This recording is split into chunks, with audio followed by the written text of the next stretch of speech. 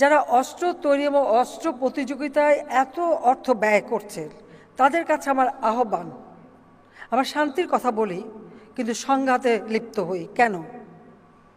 এই যে অর্থ ব্যয় হচ্ছে, এই অর্থ যদি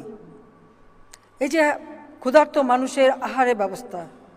শিক্ষার ব্যবস্থা, চিকিৎসার ব্যবস্থা করা হতো, তাহলে এই পৃথিবীতে শান্তি প্রতিষ্ঠিত হতো, মানুষের জীবনমান উন্নত হতো, মানুষ সুন্দরভাবে বাঁচতে পারত।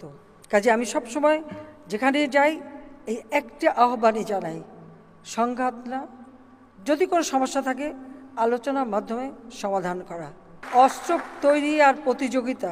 এই অর্থটা যে সমস্ত দেশ এখনও জলবায়ু পরিবর্তনের অভিঘাতে ক্ষতিগ্রস্ত হতে যাচ্ছে, সেই জলবায়ু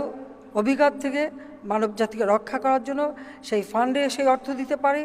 এবং ক্ষুধার্ত এবং শিক্ষাবঞ্চিত